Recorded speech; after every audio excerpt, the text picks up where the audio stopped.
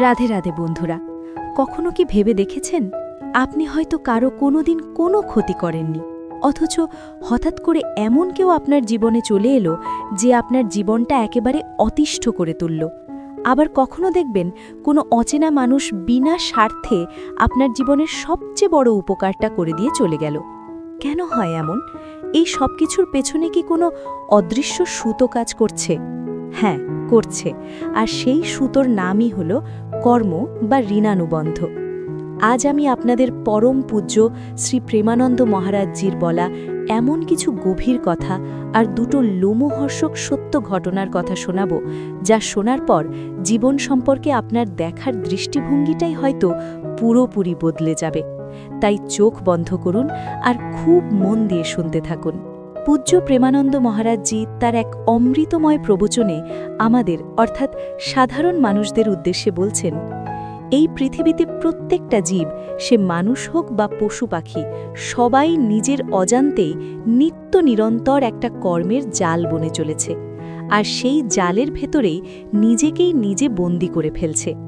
মহারাজজি খুব সুন্দর করে বুঝিয়ে বলছেন, আমাদের কিন্তু এই কর্মের জাল থেকে মুক্ত হতে হবে, কোনোভাবেই এতে আর নতুন করে আবদ্ধ হওয়া চলবে না। তিনি বলছেন, আমাদের এই যে মানব জন্ম হয় না, এটা আসলে আমাদের পূর্বজন্মের কর্মের অনুবন্ধে বা কর্মের বাঁধনে হয়। সোজা কথায় বলতে গেলে আমাদের পুরনো জন্মের ঋণ বা ধার শোধ করার জন্যই আমাদের এই পৃথিবীতে আবার ফিরে আসতে হয়। তারপর মহারাজজি বিষয়টা আরও পরিষ্কার করে বলছেন, ধরুন আপনি কোনো একটা নির্দিষ্ট পরিবারে জন্ম নিলেন। এর মানে হলো ওই পরিবারের মানুষদের সাথে আপনার আগের জন্মের কোনো না কোনো বড় হিসেব নিকেশ বা ঋণ বাকি ছিল, তাই তো আপনি ঠিক ওই পরিবারটিতেই এসে জন্ম নিয়েছেন। আর এই ঋণানুবন্ধ বা কর্মের ধার পুরোপুরি শোধ না করে বা উসুল না করে আপনি কিছুতেই এই পৃথিবী থেকে চিরতরে ছুটি পাবেন না। যেমন ধরুন, কারো বাড়িতে হয়তো খুব আদরের একটি পুত্র সন্তান জন্ম নিল।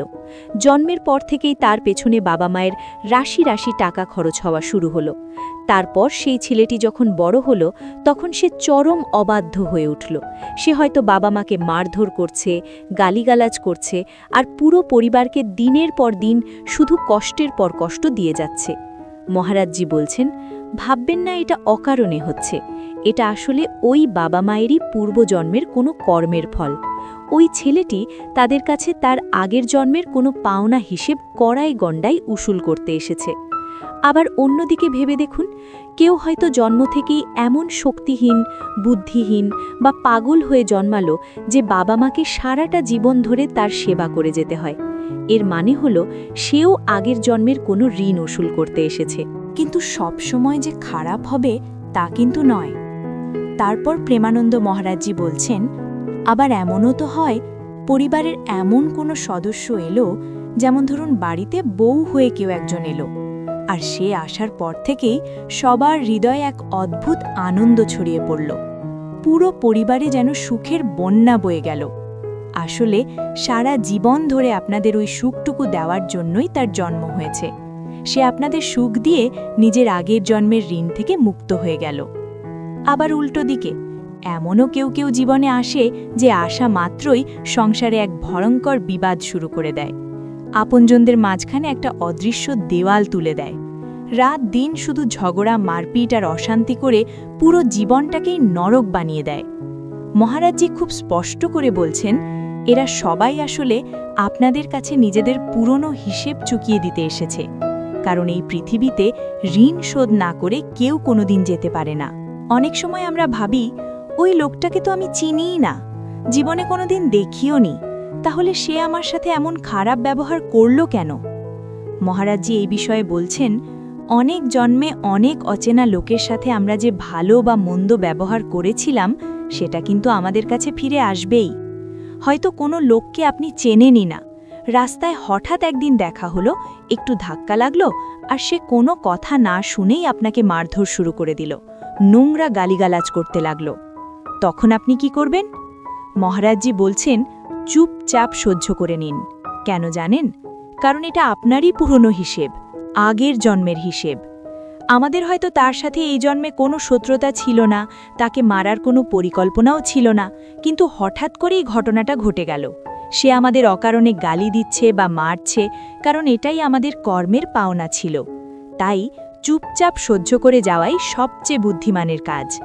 এমনকি নিজের ঘরের আপন ভাইও যখন হঠাৎ করে ঘোর শত্রু হয়ে যায় আর চরম অশান্তি সৃষ্টি করে, জানবেন সেটাও একটা পুরনো হিসেব মাত্র। এরপর মহারাজজি আমাদের একটা খুব সুন্দর কিন্তু গায়ে কাঁটা দেওয়া গল্প শোনাচ্ছেন। তিনি বলছেন, প্রভু দত্ত ব্রহ্মচারীজির একটা বইতে আমি পড়েছিলাম অনেক অনেক কাল আগের কথা। এক মহাত্মা বা সাধু ছিলেন যিনি সারা দেশে ভ্রমণ করে বেড়াতেন। সেই সময় তো আর টাকা পয়সার চল ছিল না, তখন চলত আসরফি বা স্বর্ণমুদ্রা। ভক্তরা খুশি হয়ে সেই সাধুকে অনেক সময় মোহর বা স্বর্ণমুদ্রা দান করত। সাধুরা সাধারণত এই দান পেলে সাথে সাথেই সেটা ভগবান ঠাকুরের সেবায় বা অন্য কোনো গরিব দুঃখীর সেবায় লাগিয়ে দেন, কারণ সোনাদানা জমিয়ে নিয়ে ঘুরে বেড়ানো তো আর সাধুদের সাজে না। কিন্তু ওই মহাত্মার মনে একটা অদ্ভুত ইচ্ছে জাগল। যখন তার কাছে 4, 6, 8টা মোহর জমা হয়ে গেল, তিনি মনে মনে ভাবলেন, আমি তো সারা জীবন ভ্রমণই করছি, এই মোহরগুলো এখন খরচ না করে জমিয়ে রাখি। জমতে জমতে যখন অনেকগুলো মোহর হয়ে যাবে, তখন প্রয়াগরাজে যখন বড় কুম্ভ মেলা বসবে, তখন দেশের সমস্ত আখড়া সাধু সন্তদের আমি নিমন্ত্রণ করে এক বিশাল ভোজন করাবো। এখানে এই সাধুর উদ্দেশ্যটা তো ভালো ছিল, কিন্তু মহারাজজি বলছেন কামনা বা ইচ্ছে সে যে কোনো প্রকারেরই হোক না কেন, তা আপনাকে একদিন বাঁটবেই। যাই হোক, সেই সাধু মহারাজ তখন একটা অদ্ভুত কাজ করলেন। তিনি একটা মোটা লাঠি বা ডান্ডা তৈরি করালেন। লাঠিটা ছিল ওপর থেকে প্যাচ লাগানো, আর ভেতরটা ছিল একদম ফাঁপা নলের মতো। তিনি ভ্রমণে গিয়ে যেখানেই কোনো ভক্তের কাছ থেকে স্বর্ণমুদ্রা পেতেন, সেটা চুপি চুপি ওই লাঠির ভেতরে ভরে রাখতেন। আর মনে মনে সবসময় এই ইচ্ছেই রাখতেন যে কেউ যেন তাকে দক্ষিণায় অন্তত একটা স্বর্ণমুদ্রা দেয়।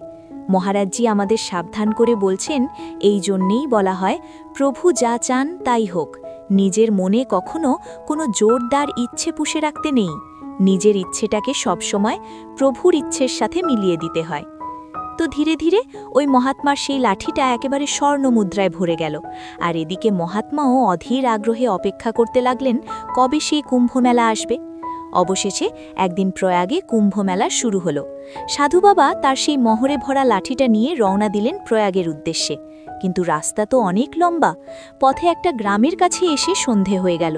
তিনি গ্রামবাসীদের কাছে জিজ্ঞেস করলেন, ভাই, এই গ্রামে কি ভগবানকে ভালোবাসে বা সাধুদের সেবা করে এমন কোনো গৃহস্থ পরিবার আছে? লোকেরা বলল, হ্যাঁ বাবা, একটা পরিবার আছে যারা খুব সাধু সেবা করে, চলুন আপনাকে তাদের বাড়িতেই নিয়ে যাই। সেই বাড়ির লোকেরা মহাত্মাকে দেখে তো খুব খুশি।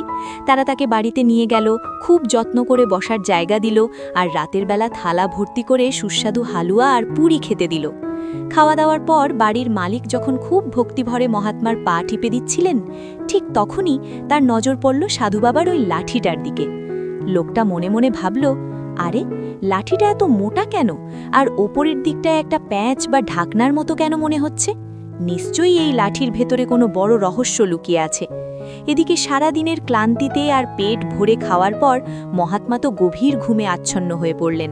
তিনি যখন নাক ডেকে ঘুমাচ্ছেন, তখন ওই বাড়ির মালিক চুপি চুপি তার স্ত্রীকে কাছে ডেকে ফিসফিস করে বলল, যাও তো, বাবাজির ওই লাঠিটা খুব সাবধানে নিয়ে এসো।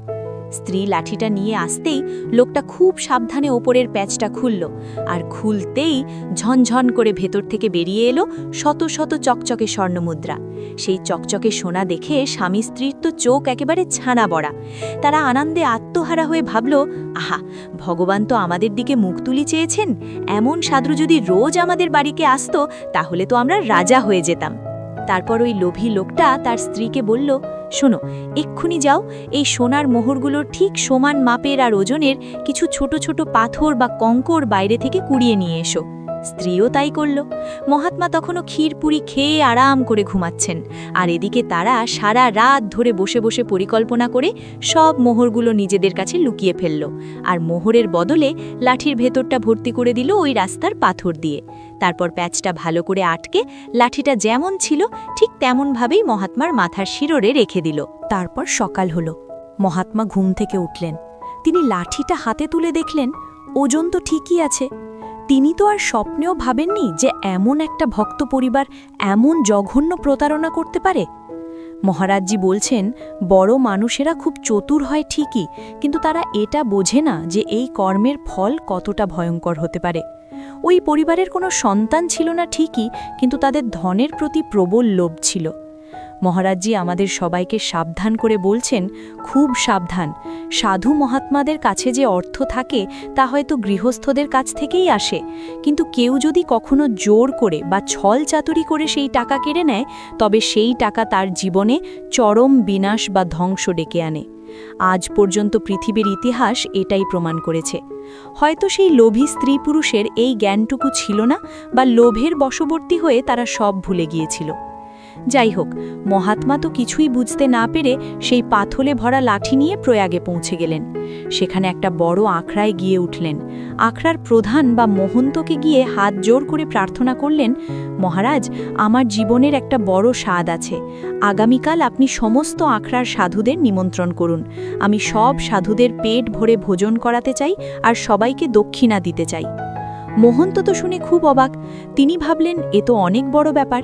তিনি বললেন, মহারাজ, এই বিশাল আয়োজনে তো বস্তা বস্তা চিনি আর টিন টিন ঘি লাগবে, প্রচুর টাকার ব্যাপার।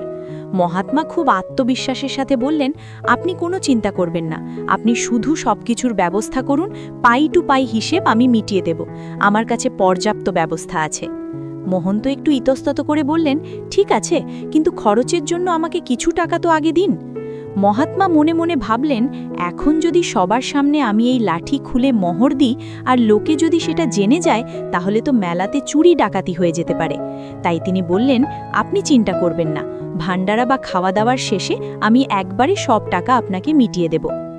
মহন্ত বিশ্বাস করে নিজের জমানো লক্ষ লক্ষ টাকা খরচ করে সমস্ত বাজার করে আনলেন, আর প্রয়াগের হাজার হাজার সাধুকে নিমন্ত্রণ করে এলেন। পরের দিন বিশাল বড় উনুনে ভান্ডারার রান্না চলছে, চারদিকে উৎসবের আমেজ।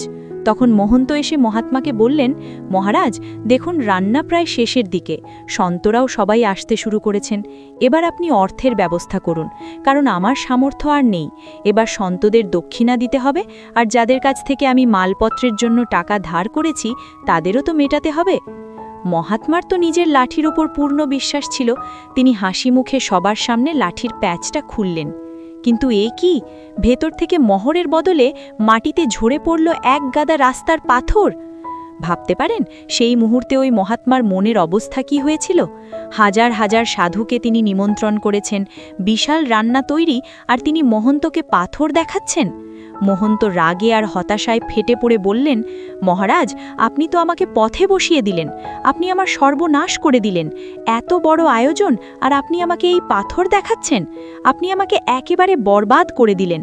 আপনার সামর্থ্য না থাকলে আপনি আগে বলতেন। আপনি একজন সন্ত হয়ে আমার সাথে এমন প্রতারণা করলেন। মহাত্মা আর কি বলবেন তখন? তার তো বাকরুদ্ধ অবস্থা, কারণ তিনি নিজে খুব ভালো করেই জানতেন যে ওর ভেতরে সোনার মোহরই ছিল। মুহূর্তের মধ্যে তার মন চলে গেল সেই রাতের কথা মনে করে, সেই শেঠের বাড়ির দিকে। তার বুক চিরে একটা চরম দীর্ঘশ্বাস বেরিয়ে এলো। তিনি মনে মনে বললেন, আচ্ছা, এত বড় ধোঁকা, এমন প্রতারণা তোমরা আমার সাথে করলে, এর ফল তোমরা ভোগ করবে, ভোগোগে তোমরা। প্রেমানন্দ মহারাজজি বলছেন, এই যে ভেতর থেকে চরম কষ্টের সময় একটা কথা বেরিয়ে আসে না, ভোগোগে, বা এর ফল তোমায় ভোগ করতে হবে, এটা কিন্তু অকাট্য, এটা কখনো মিথ্যা হয় না। কারণ যখন আপনি কোনো জীবজন্তুকে বা কোনো মানুষকে অকারণে কষ্ট দেন, আর তার হৃদয়টা যখন যন্ত্রণায় ডুকরে কেঁদে উঠে একটা আহ বা দীর্ঘশ্বাস ফেলে, তখন সেই আহ শব্দটা বজ্রের রেখার মতো অমোঘ হয়ে যায়। আপনাকে তার ফল ভোগ করতেই হবে। মহারাজজি মহাভারতের কথা মনে করিয়ে দিয়ে বলছেন, দেখুন, এই সামান্য একটা দীর্ঘশ্বাসের জন্যই স্বয়ং ভীষ্ম পিতামহকেও কত বড় শাস্তি ভোগ করতে হয়েছিল। তিনি তার যৌবনে খেলার ছলে একটা সাপকে ধনুকের ডগা দিয়ে তুলে একটা কাঁটার ঝোপের উপর ছুঁড়ে ফেলে দিয়েছিলেন। সাপটা অনেক দিন ধরে ওই কাঁটার উপর বিদ্ধ হয়ে ছটফট করতে করতে একটা দীর্ঘশ্বাস ফেলে মারা গিয়েছিল। আর ঠিক সেই কারণেই ভীষ্ম পিতামহকে জীবনের শেষে এসে কুরুক্ষেত্রের ময়দানে টানা 6 মাস ওই তীরের শয্যায় শুয়ে যন্ত্রণায় ছটফট করতে হয়েছিল। তাই মহারাজজি খুব কড়া গলায় বলছেন, জীবনে ভুলেও কখনো কারো দীর্ঘশ্বাস নেবেন না। হয়তো আপনি খুব ক্ষমতাবান, আর যাকে কষ্ট দিচ্ছেন সে খুব দুর্বল। সে হয়তো কেঁদে বলল, তুমি তো অনেক বড় লোক, অনেক সমর্থ, আমি গরিব মানুষ, আমি তো আর তোমার কিছু করতে পারবো না। কিন্তু তার ভেতর থেকে যদি একটা চরম দুঃখের দীর্ঘশ্বাস বেরিয়ে আসে, তবে মনে রাখবেন আপনার ওই ক্ষমতা, ওই সামর্থ্য কোনো কাজে আসবে না। ওই একটা দীর্ঘশ্বাস আপনার সব কিছু একদিন ধুলোয় মিশিয়ে দেবে। আর এদিকে ওই মহাত্মা তো আর সাধারণ কেউ ছিলেন না, তিনি তো সারা জীবন ভগবানের আরাধনাই করেছিলেন। এই চরম অপমানের পর মহাত্মা মনে মনে ভাবলেন, আমি এখন এই সাধুদের সামনে কিভাবে মুখ দেখাবো? আমি তো চরম মিথ্যাবাদী প্রমাণিত হলাম। এই সীমাহীন লজ্জা আর অপমান সহ্য করতে না পেরে তিনি সবার অলক্ষ্যে সেখান থেকে সোজা চলে গেলেন প্রয়াগের সঙ্গমে, আর খরস্রোতা নদীর জলে ঝাঁপ দিয়ে নিজের প্রাণ বিসর্জন দিলেন। আর এদিকে কি হলো জানেন? ওই যে শেঠের পরিবার, যারা মোহরগুলো চুরি করেছিল, তাদের তো রাতারাতি ব্যবসা ফুলে ফেপে উঠল। আর সবথেকে আশ্চর্যের ব্যাপার হলো, বিয়ের এত বছর পর ঠিক ৯-১০ মাস পরেই তাদের কোলে একটা ফুটফুটে সুন্দর ছেলে জন্ম নিল। স্বামী স্ত্রী তো খুশিতে পাগল। তারা ভাবল, বাহ, সাধু বাবার আশীর্বাদ একেবারে হাতে নাতে ফলেছে। ঘরে সোনার মোহরও এলো, ব্যবসাও বাড়ল, আবার ছেলেও হলো। ঘরে যেন আনন্দ উপচে পড়ছে। ছেলে বড় হতে লাগলো, তার পড়াশোনা, সাজগোজের পেছনে তারা ২ হাতে জলের মতো টাকা খরচ করতে লাগলো। কিন্তু খেলা তো সবে শুরু। ছেলেটা একটু বড় হতেই হঠাৎ করে তার শরীরে এক অদ্ভুত এবং দুরারোগ্য রোগ বাসা বাঁধল। এবার শুরু হলো জলের মতো টাকা বেরিয়ে যাওয়া। বড় বড় ডাক্তার, বৈদ্যি, কাউকে আর বাদ রাখল না তারা, কিন্তু রোগ আর সারে না। ছেলেটার ওপর ওই স্বামী স্ত্রী এতই অন্ধের মতো আসক্ত ছিল যে ছেলের চিকিৎসা করাতে করাতে তাদের ব্যবসা লাট্টে উঠল। দোকানপাট বন্ধ হয়ে গেল। শেষমেশ তাদের জমানো সম্পত্তি, জায়গা, জমি সব বিক্রি করতে শুরু করল। কিন্তু তবু ছেলে সুস্থ হলো না। একদিন শেঠ কাঁদতে কাঁদতে তার মুমূর্ষু ছেলের পাশে বসে বলল, বেটা, বল আমি তোর জন্য আর কি করতে পারি? তুই যা চাইবি আমি তাই এনে দেব। ছেলেটা খুব দুর্বল গলায় বলল, বাবা, আমার জীবনের শেষ একটা ইচ্ছে আছে, আমাকে প্রয়াগরাজে নিয়ে চলো, আর প্রয়াগের যত সাধু মহাত্মা আছেন তাদের সবাইকে এক জায়গায় বসিয়ে একবার খুব বড় করে ভান্ডারা করাও, এটাই আমার শেষ ইচ্ছে। শেঠ তো হতাশ হয়ে বলল, কিন্তু বাবা, আমার কাছে তো আর বেশি সম্পত্তি অবশিষ্ট নেই, এত বড় আয়োজন আমি কিভাবে করব? ছেলেটা তখন বলল, কেন, আমাদের যে বসত বাড়িটা আছে সেটা বিক্রি করে দাও। বাড়ি গয়না তো আমার জন্যই করেছিলে, তাই না? তো ওগুলো বিক্রি করে দাও। আমার মনে হয় না আমি আর বেশি দিন বাঁচব, কিন্তু আমার এই শেষ ইচ্ছেটা অন্তত তুমি পূর্ণ করো। ছেলের মুখের দিকে তাকিয়ে শেঠ নিজের থাকার বাড়ি, স্ত্রীর গয়নাগাটি সব বিক্রি করে দিল। তারপর ছেলেকে নিয়ে গেল প্রয়াগে। সেখানে অনেক টাকা খরচ করে খুব ধুমধাম করে সমস্ত সাধু মহাত্মাদের সেবা করে ভান্ডারা করালো। ভান্ডারা শেষ হওয়ার পর ছেলেটা শেঠকে বলল, বাবা, আমাকে এবার ওই সঙ্গমের ধারে নদীর ঘাটে নিয়ে চলো। তারা ছেলেকে ধরাধরি করে সঙ্গমের কাছে নিয়ে গেল।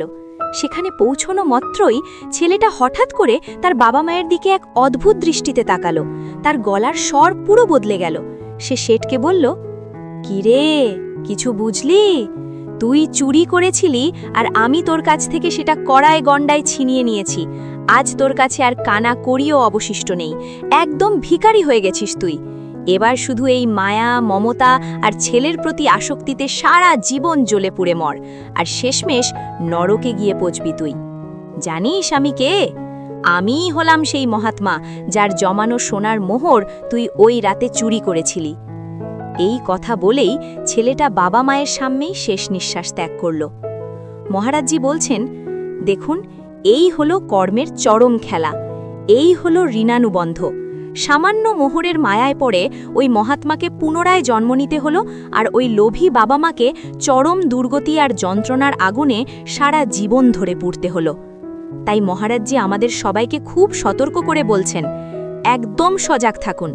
এমনটা কখনো ভাববেন না যে আপনি যা লুকিয়ে করছেন তা কেউ দেখছে না বা তার কোনো হিসেব রাখা হচ্ছে না। আপনি আজ যা করছেন ভবিষ্যতে তা আপনাকে সুদে আসলে ভোগ করতেই হবে, এটা খুব সাবধানের সাথে মনে রাখবেন। অনেক অনেক জন্ম ধরে আমরা যা কিছু নিয়েছি বা কাউকে যা কিছু দিয়েছি, এই পুরো দেওয়া নেওয়ার হিসেবটা একেবারে শূন্য না করা পর্যন্ত আপনি এই জন্ম মৃত্যুর চক্র থেকে কোনোভাবেই মুক্ত হতে পারবেন না। তাহলে উপায় কি? এই চক্র থেকে বেরোনোর কি কোনো রাস্তাই নেই? তখন মহারাজজি খুব মিষ্টি করে একটা উপায়ের কথা বলছেন। তিনি বলছেন উপায় একটাই আছে, লেনা না দেনা মগন রহনা। অর্থাৎ কারোর কাছ থেকে কিছু নেওয়ারও নেই, কাউকে কিছু দেওয়ারও নেই, শুধু নিজের আনন্দে মগ্ন থাকা। কিন্তু সেটা কিভাবে সম্ভব? খুব সহজ, নিজেকে পুরোপুরি ওই পরম পিতা বা মালিকের কাছে সমর্পণ করে দাও। তোমার নিজের বলে যা কিছু আছে সব তার চরণে অর্পণ করে দাও, ব্যাস, তাহলেই সব ঝামেলা শেষ। ভগবান শ্রীকৃষ্ণ গীতায় যেমন বলেছেন, আহম ত্বাম সর্ব পাপেভ্য মোক্ষয়িষ্যামি, অর্থাৎ তুমি যদি আমার শরণাপন্ন হও, আমি তোমার সমস্ত পাপ, সমস্ত লেনদেন নিজের কাঁধে তুলে নেব। ভাগবতের একাদশ স্কন্ধে স্বয়ং ভগবান বলেছেন, যে মানুষ আমার চরণের আশ্রয় নিয়ে শুধুই আমার ভক্তি করে, তার আগের জন্মের পিতৃঋণ, মাতৃঋণ, দেব ঋণ, ঋষি ঋণ, এই সমস্ত ঋণ থেকে আমি নিজেই তাকে মুক্ত করে দিই। তারপর মহারাজজি বলছেন, ভক্তদের জন্য এই কর্মের শেকল কাটার একটাই উপায়, সেটা হলো ভগবানের শরণাগত হয়ে নিজের সব কিছু ভগবানকে অর্পণ করে দেওয়া। আর অর্পণ করার মানে হলো নিজের ভেতর থেকে ওই আমি বা অহংকারটাকে পুরোপুরি সরিয়ে ফেলা। আর যাদের কাছ থেকে আপনি আগের জন্মে যা কিছু নিয়েছিলেন, এই জন্মে তাদের সেবা করে সেই ধার আপনাকে শোধ করে যেতেই হবে। এই লেনদেনের কারবার যতদিন না পুরোপুরি শেষ হচ্ছে, ততদিন আপনার এই জন্ম আর মৃত্যুর চক্র চলতেই থাকবে। তারপর মহারাজজি একটা খুব সুন্দর বাস্তব উদাহরণ দিচ্ছেন। ধরুন কেউ আপনার টাকা ধার নিয়ে বেইমানি করে আর ফেরত দিচ্ছে না, আপনি রেগে গিয়ে তাকে যাচ্ছে তাই গালিগালাজ করছেন। কিন্তু মহারাজজি বলছেন, গালি দেবেন না, বরং মনে মনে ভেবে নিন আপনিও হয়তো আগের কোনো জন্মে তার সাথে বেইমানি করেছিলেন, আর ঠিক সেই কারণেই আজ আপনার সাথে এই বেইমানিটা হলো। টাকা নিয়ে পালিয়েছে, ঠিক আছে, মনে মনে ভাবুন যে একটা পুরনো কর্মের বন্ধন থেকে আপনি মুক্ত হলেন, মাথার ওপর থেকে একটা বড় বোঝা নেমে গেল। তাকে কখনোই এই চোখে দেখবেন না যে সে বেইমানি করে আপনার টাকা মেরে দিয়েছে, কারণ আপনি যদি তার ওপর রাগ করে নতুন করে কোনো ঝামেলা তৈরি করতে যান, তবে আপনার কর্মের খাতায় আবার একটা নতুন হিসেব তৈরি হয়ে যাবে, যা আপনাকে পরের জন্মে আবার ভোগ করতে হবে। মনে রাখবেন, ভোগ আপনাকে করতেই হবে। এর একটাই উপায়, এই শরীরেই যা ভোগ করার সেটা নীরবে সহ্য করে ভোগ করে নিন, যাতে এই হিসেবটা আর সামনের জন্মের জন্য এগিয়ে না যায়। আর তার জন্য সর্বতোভাবে ভগবানের চরণে নিজেকে সঁপে দিন। এই সংসার সাগর পার হওয়াটা কিন্তু কোনো ছোটোখাটো বা সহজ কথা নয়। এরপর প্রেমানন্দ মহারাজজি আরেকটা অদ্ভুত ঘটনার কথা আমাদের শোনাচ্ছেন।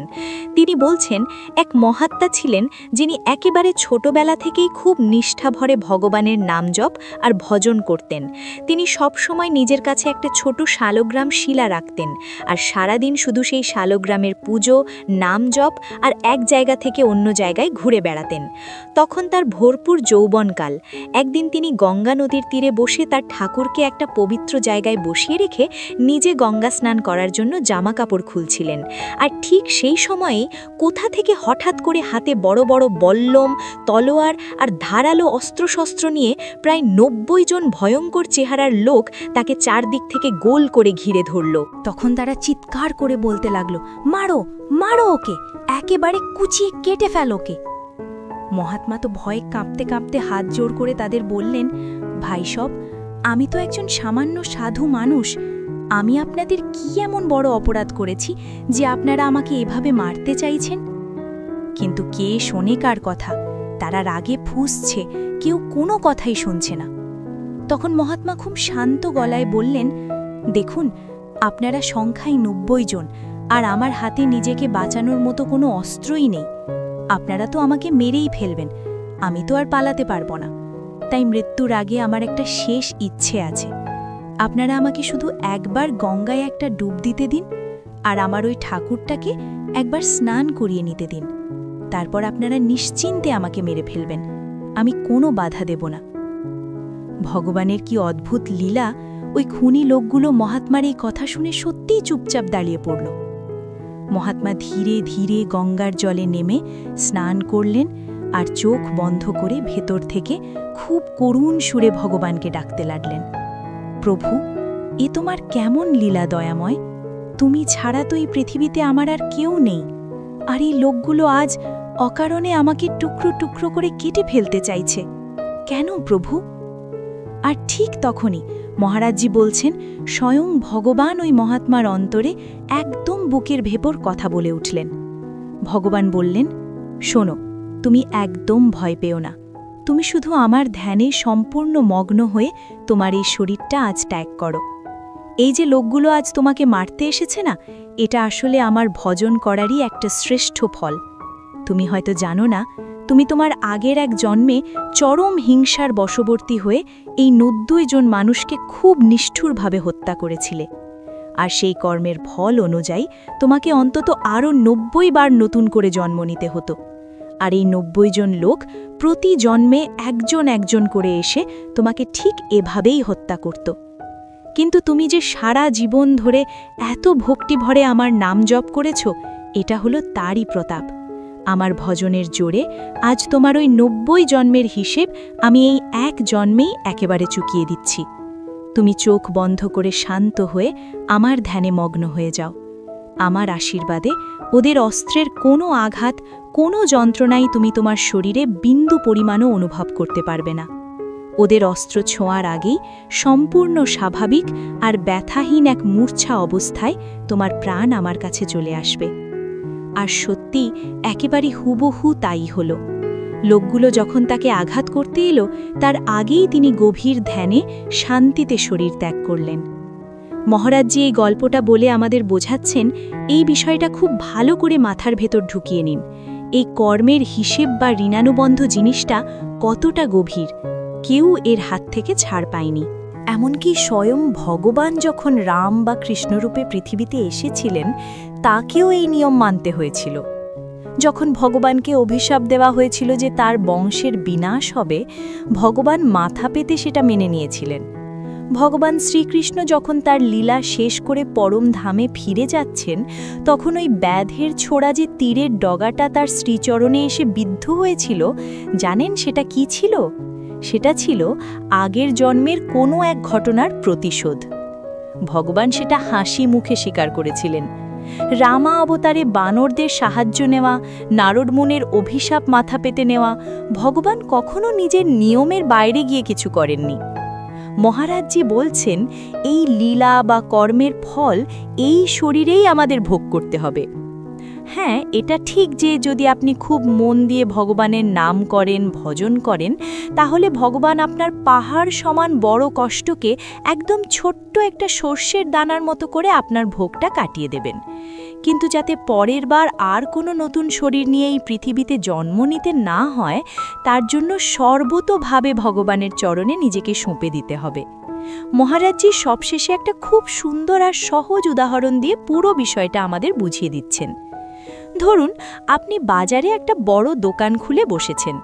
একটা দোকানে মূলত দুটো কাজই তো হয়, দেওয়া আর নেওয়া। আপনি কাউকে হয়তো ধারে মাল দিয়েছেন, তার মানে তার কাছ থেকে আপনার টাকা নেওয়ার আছে। আবার কেউ আপনাকে নগদ টাকা দিচ্ছে, তার মানে তাকে আপনার মাল দেওয়ার আছে। এখন ধরুন কোনো কারণে আপনাকে ওই দোকানটা পাকাপাকিভাবে বন্ধ করে দিতে হবে, তখন আপনি কি করবেন? মহারাজজি বলছেন, তখন কিন্তু আপনার নজর ওই পাওনাদারদের দিকে বেশি দেওয়া উচিত যাদের আপনাকে টাকা দিতে হবে, আর যাদের কাছ থেকে আপনার টাকা নেওয়ার আছে তাদের দিকে নজর দেওয়ার দরকার নেই। তাদের ডেকে আপনি হাসি মুখে বলে দিন, যাও ভাই, তোমাদের সব ধার আমি ক্ষমা করে দিলাম, তোমাদের সাথে আমার আর কোনো হিসেব নিকেশ নেই, সব সম্পর্ক শেষ। দেখবেন তারা শুনে কত খুশি হয়ে যাবে। কিন্তু আপনি যদি যাদের দিতে হবে তাদের না দিয়ে হঠাৎ করে একদিন দোকানপাট গুটিয়ে অনেক দূরে কোথাও পালিয়েও যান, তবুও কিন্তু রেহাই পাবেন না। ওই পাওনাদার ঠিক একদিন আপনাকে খুঁজে বের করে আপনার সামনে এসে দাঁড়াবে আর কলার ধরে বলবে, দিন, আমার টাকাটা এবার বের করুন। তাই মহারাজজি বলছেন, জীবনের এই দোকানে সবসময় দেওয়ার দিকে নজর রাখুন। যার যার হিসেব আপনার সামনে এসে দাঁড়াচ্ছে, নীরবে তাদের হিসেব মিটিয়ে দিন, তাদের ঋণ শোধ করে দিন। কিন্তু কার কাছ থেকে কি নেওয়ার আছে সেদিকে আর ভুলেও নজর দেবেন না। কারণ আপনি যদি সারা জীবন ধরে শুধু এই নেওয়া আর দেওয়ার কারবারই চালিয়ে যান, তাহলে এই চক্র আর কোনো দিনও শেষ হবে না। জন্ম মৃত্যুর চাকা ঘুরতেই থাকবে। তাই সোজা হিসেব হলো কিছু নেওয়ার নেই, কিছু দেওয়ার নেই, শুধু নিজের প্রভুর চিন্তনে মগ্ন থাকা। কিন্তু আমাদের মনে তো একটা প্রশ্ন আসতেই পারে, তাই না? যে কাকে কি দিতে হবে, কার কত পাওনা আছে, সেটা আমরা এই জন্মে বসে বুঝবো কি করে? আমাদের তো আগের জন্মের কিছুই মনে নেই।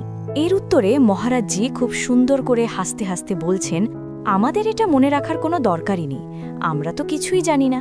তাই আমাদের পুরো জীবনের খাতাটা, জীবনের এই পুরো হিসেবটা তার হাতে তুলে দিন, যিনি সব কিছু জানেন, অর্থাৎ ভগবান। সোজা তার চরণে গিয়ে লুটিয়ে পড়ুন আর বলুন, প্রভু তুমিই সব দেখো। দেখবেন ওই সরকারি বড় অফিসারের মতো ভগবান আপনার সব হিসেব নিকেশ একেবারে বরাবর করে দেবেন। আমাদের একমাত্র দায়িত্ব হল আমাদের ওই আমি বা অহংকারটাকে তার চরণে সমর্পণ করে দেওয়া। তবেই আমরা এই জীবনের জাতাকল থেকে চিরতরে মুক্ত হতে পারব।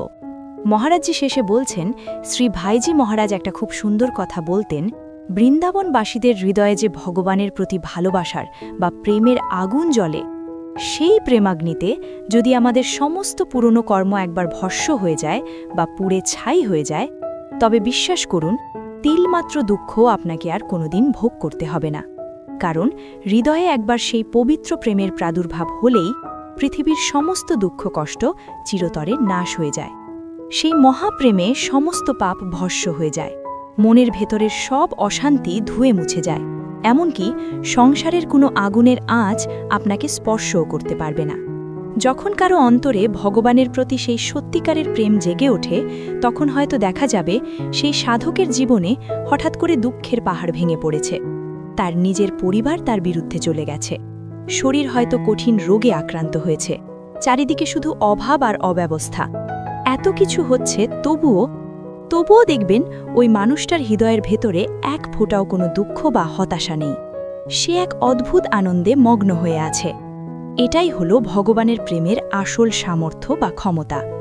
যার হৃদয়ে ভগবানের জন্য এমন নিঃস্বার্থ প্রেম আছে, দুনিয়ার পাহাড় সমান বড় কোনো দুঃখ তাকে এক চুলও বিচলিত করতে পারে না।